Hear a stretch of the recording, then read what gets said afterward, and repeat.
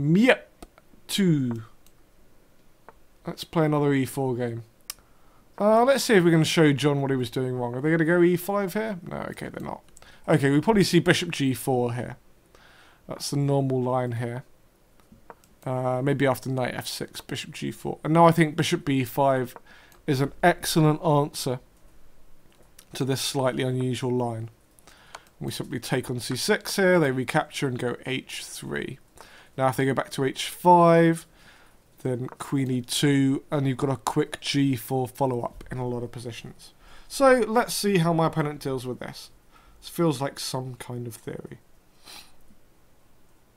Where do I put this bishop? Honestly, I don't know. Somewhere. Probably f4. Castle queenside. And the main issue for my opponent is where is he going to put my king.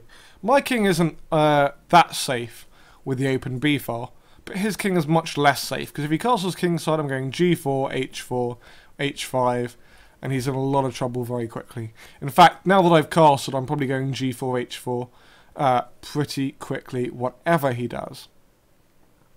But, you know, I reserve the right to be a little teensy bit more circumspect than that.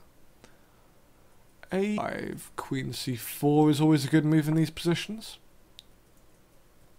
Queen d7. Queen a4. Just waiting to see what my opponent's going to do. He takes on f3. Going to be putting a rook on the g file now. Because, yeah, I just didn't think he could leave his king in the centre forever. Okay, we're going to push the h-pawn. Harry, the h-pawn, was feeling left out. Ooh, he's going to go rook fb8.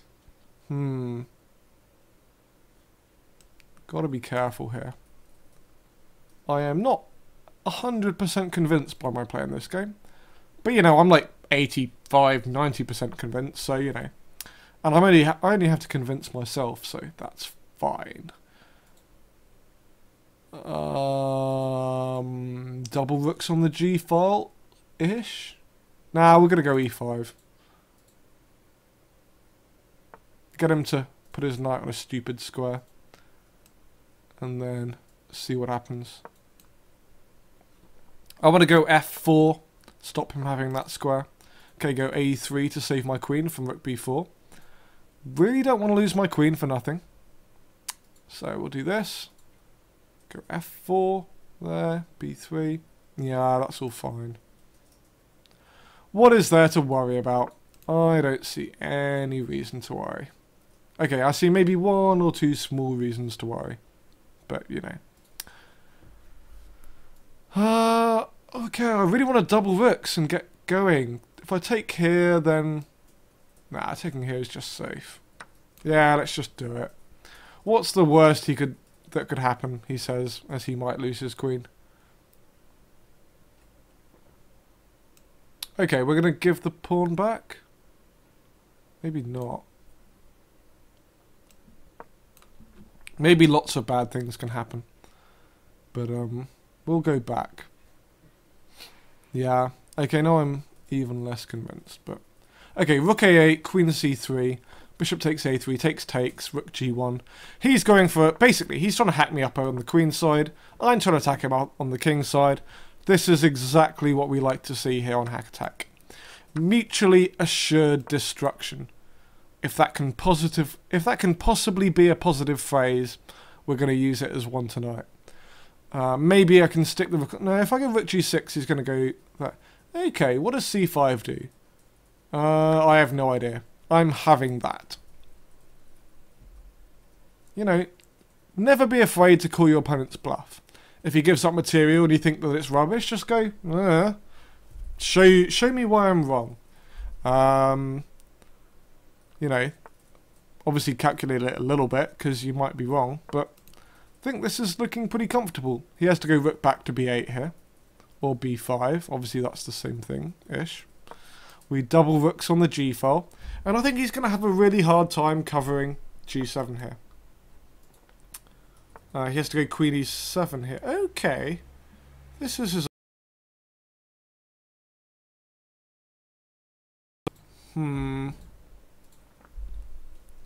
How do we win from here?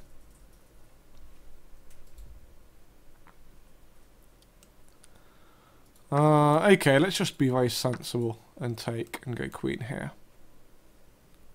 I want to bring the queen around just to finish it off. Ooh, he sets a little trap. Queen takes there, rook takes c2. Nice and tricky. Let's just put the bishop on d4. Cover all of that. Queen h3. Gonna play rook h1. Ooh, can I go rook h1 anyway? Yeah, it must be fine. I mean, 2 rooks never mated a king. Hoping that 2 rooks can't mate a king. Hoping that 2 rooks. He's got 5, 4, 3, 2, 1. And that's it. Yeah, I don't think there's a defense to queen takes h6. It's going to be mating. For example, queen b5 takes on h6 and then mate. Okay, going to offer the guy a rematch. And then we're going to go into one final mini-series for the evening. We're going to try a classical Dutch. You know, obviously it's the poor relation to the Leningrad Dutch, but you know, some useful players still think it's quite a decent opening, so gonna give it a try and see what all the fuss is about. Wanna just throw some pieces at my opponent's king. A5 is a nice little move. There's quite a lot of variations here where I make use of a knight being defended on b4, perhaps when he's put a queen on c2. So just waiting to see what way round my opponent wants to play this. And okay, rook e1. So this seems to be almost some kind of main line. Just trying to stay nicely ahead on the clock again. Seems to be helping me out a little bit in the second time of this show. I was going to try and castle queens. Oh, I'll do that final mini-series. I'll try and do some castle queenside. I think I got distracted by my opponent's mouse problems and various other issues. But what are we going to do here? Let's find something fun. I mean, e takes f3 is sensible, but it's not fun. c5, oh, c5 is fun. c6 is bad. Okay, I didn't mean to do that. Well, I'm going to pretend that I meant to do it and follow up with e5, but I am skeptical about the level of my compensation here. But, yeah. Mouse control is an underestimated skill in this kind of blitz chess. You're making a lot of moves very quickly, and being able to make the right moves without making big mistakes is obviously a good thing. But okay, it now seems to have turned into quite a dangerous little pawn sacrifice. I've weakened my opponent's king position. I have some control over the centre. A slight lead in development. Maybe bishop b4, queen goes in, bishop goes in. Use all of my pieces and mate. Okay, tuck the king in the corner first. That gives me a nice square for bishop on h3. First put the bishop on c5. And then a bishop on h3 in some variations, maybe. Want to be careful because of knight g5 here. So put queen on h5 first. Do you want to find some way to turn this into a really nice attack? Bear with me for a second. Maybe bishop g4 is the answer.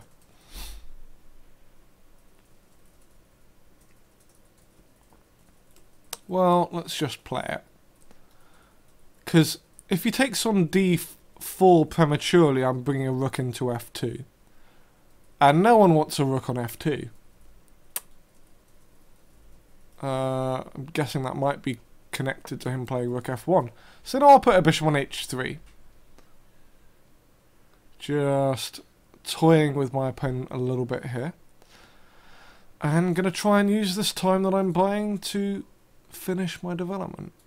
Maybe bring this rook across to e8, for example. I'm looking out for any kind of very nice tactics, but I think I need this knight on g4 for any of those to work. Takes on c6. Okay, I can just take that off though, right? And then takes on b7 is my opponent's idea. Okay. Well, let's just take.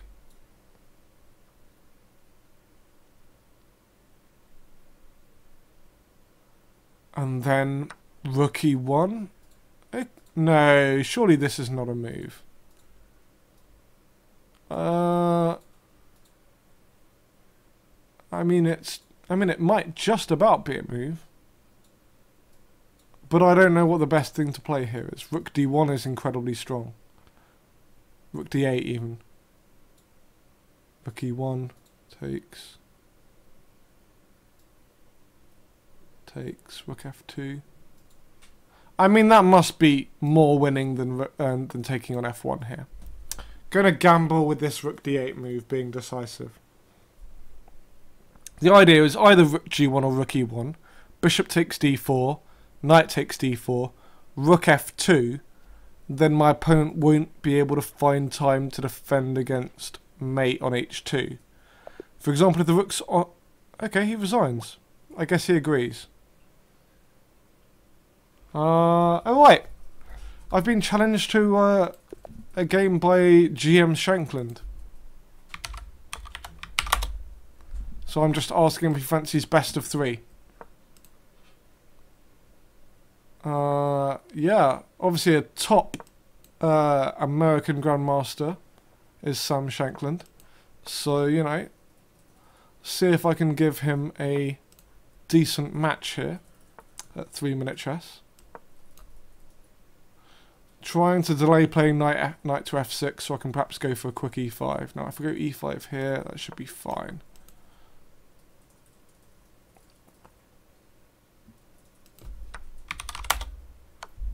Okay, he's saying he's got time for 2 games. That's absolutely fine.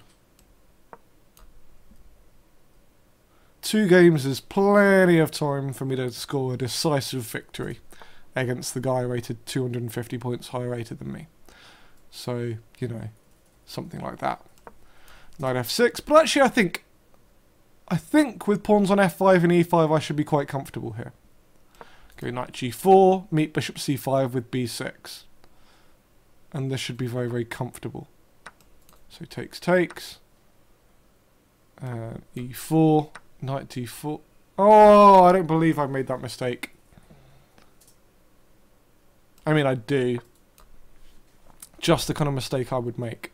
It was all going so well until then.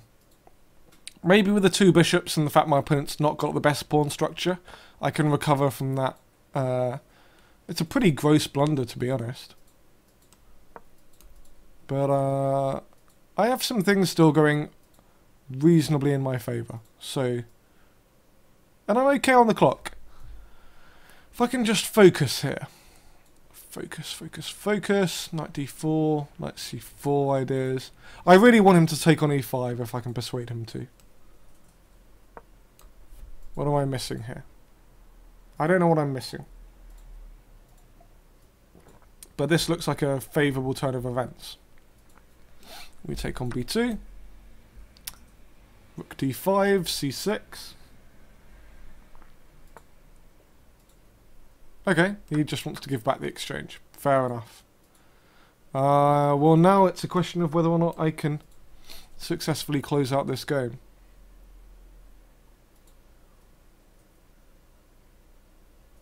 He's going to go e4. I desperately want to be sidestepping that. He wants to go knight c5 here, I'm sure. Oh, this is a bit uncomfortable. Gonna bring the rook across. And take that off. Now if c4, I'm hoping rook b8 is very annoying. I thought bishop d5 was just very strong here. And my opponent's resigned. Wow. That was a very strange game. Will I manage to see out the series 2-0? Well, let's find out. Okay, 2g6. Let me try this 3 bishop c4 variation. It's always good fun. And then takes this off. Bishop back to b3.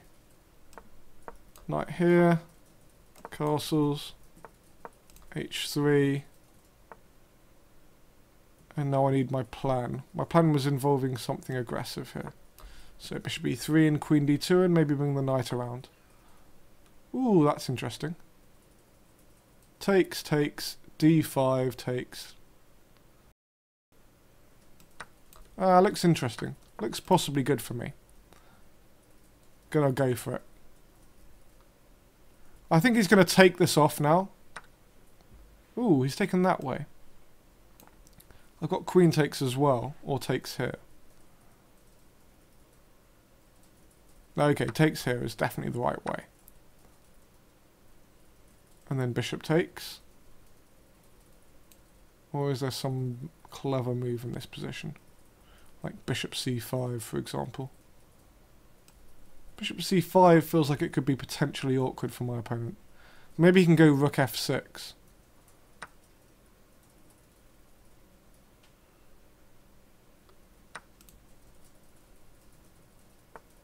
This is kind of fun. Queen g4. Rook e1. Let's just go rook e1. We're kind of like, neither of us wants to swap queens, but we don't want to blunder the bishop off. Oh, that's kind of a disappointing end to this game, to be honest. We're going to try for a cheapo, but Sam's not going to fall for it.